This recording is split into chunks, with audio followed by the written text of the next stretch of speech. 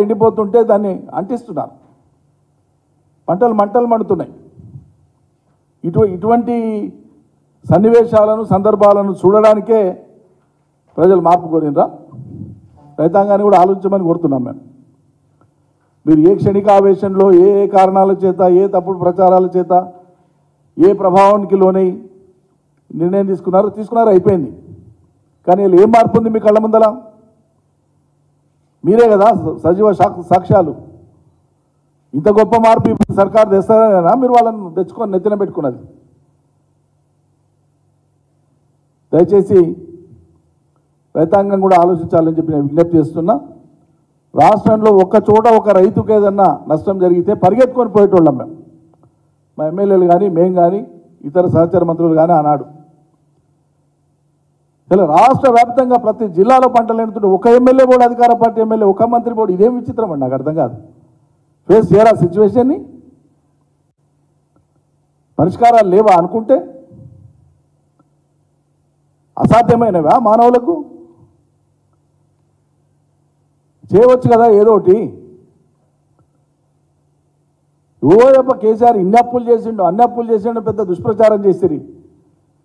ప్రపంచంలో సంపన్న దేశమైన అమెరికా నుంచి పేద దేశాల దాకా అప్పులు అనేది వాళ్ళ ఆర్థిక వ్యవస్థలో భాగం.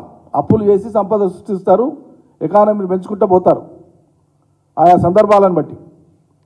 ఇక దీన్ని మసిపూసి మారేడుకాయ చేసి తెచ్చిన అప్పుల మొత్తం మీద కేసీఆర్ ఇంటికి తెచ్చుకున్నట్లే వాడుకున్నట్లే దుష్ప్రచారం చేసి చాలా నీచంగా చులకనగా మాట్లాడి ప్రజలను రెచ్చగొడుతారు కదా.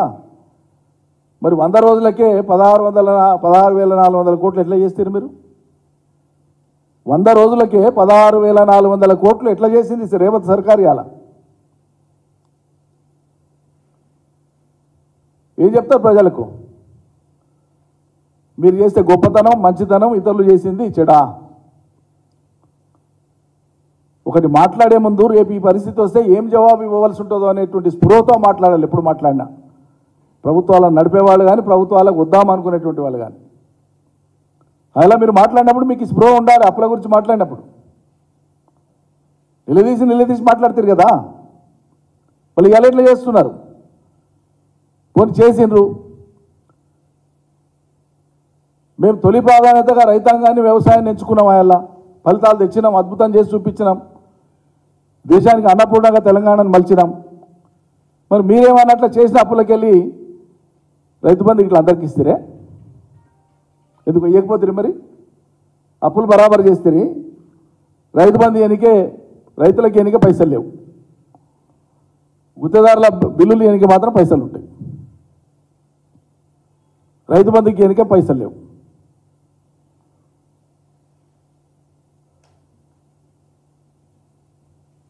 అందువల్ల ఈ ప్రభుత్వం పెట్టాల్సిన అంశాల మీద దృష్టి పెట్టకుండా పోయినంతకాలం గత ప్రభుత్వం మీద నిందలేసుకొని కాలం వెలబుచ్చాలనుకుంటే అది కుదరదు, సరిపోయిన వ్యవహారం కూడా కాదు. ఖచ్చితంగా స్పందించాలి. మంత్రులు ఎమ్మెల్యేలు ఎండిన పంటల కాడికి కాలుతున్న పంటల కాడికి పోవాలి, ప్రజలతో మాట్లాడాలి, సాంత్వన కల్పించాలి, వాళ్ళకి ఏమి ఇస్తారో చెప్పి రావాలి, ఏం సాధ్యమవుతుందో చెప్పి రావాలి, తప్పించుకోజాలని చెప్పి నేను తెలియజేస్తున్నా. మరోవైపు సరే వీళ్ళు ఎన్నికల కంటే ముందు చెప్పారు, చాలా చెప్పారు, 100 అంశాలు చెప్పారు. మరీ నిరుద్యోగ యువకులను అయితే ఆకాశానికి తీసుకొని పోయి మోసం చేశారు. మీ నేల మీద కూడా కాదు. 2 లక్షల ఉద్యోగాలు మెగా డిఎస్సి రేవంత్ సర్కార్ది అన్ని రంగాలలో మెగా మోసమే, వంచననే.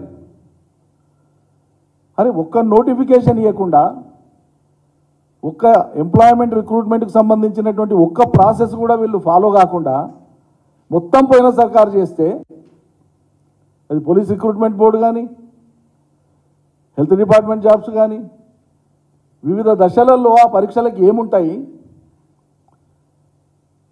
అవన్నీ తెలియకపోతే కనీసం అక్కడ ఉన్న అడ్వైజర్లను సెక్రటరీలను అడగాలి కదా.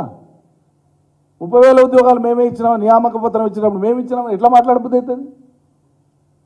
ఆ అన్ని ఉద్యోగాలకు సంబంధించినటువంటి నోటిఫికేషన్లు కానీ పరీక్షలు కానీ టోటల్ ప్రాసెస్ కానీ ఫిజికల్ ఎగ్జామినేషన్ కానీ, రిటర్న్ ఎగ్జామినేషన్ కానీ, సర్టిఫికేట్స్ వెరిఫికేషన్ కానీ, దానికి సంబంధించిన కీ కానీ, రిజల్ట్స్ కానీ అన్నీ చేసింది మనమే. డేట్ల వారీగా ఉన్నాయి. మీకు వాళ్ళ చదివి వినిపించమంటే మొత్తం చదివి వినిపిస్తాను. డేట్ల వారీగా అన్నీ. ఇన్ని రికార్డులో ఉండగా ప్రభుత్వం అది కూడా ఏంది ప్రొసీజర్, ఇది రిక్రూట్మెంట్ ప్రొసీజర్.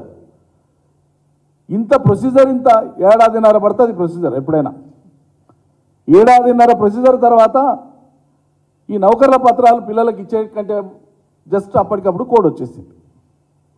మేమేదో హడావిడి చేసి 2 రోజుల్లో ఎక్స్పెడైట్ చేసి ముందే చేతులు పెట్టేయచ్చు. కానీ చిత్తశుద్ధి అది కాదు. ప్రతిదీ పద్ధతి ప్రకారంగా జరగాలని ఆలోచించినాం మేము. ఇలా మీరు వచ్చి ఒక నోటిఫికేషన్ ఇవ్వకుండా మేము ఇచ్చిన ఉద్యోగాలను మాట్లాడితే ఇది జుగుప్స అనిపిస్తుంది. మంది బిడ్డ బుడ్డని మా బిడ్డ అని చెప్పుకుంటే గలీజ్ అనిపిస్తుంది. చెప్పేటప్పుడు చెప్పాలి, ఈ ప్రక్రియ అంతా పోయిన సర్కారులో అయింది ఇక్కడ దాకా, ఇది మేము చేస్తున్నాం ఇవాళ చెప్పండి. తర్వాత మీరు ప్రకటించినటువంటి కొత్త మెగా డిఎస్సి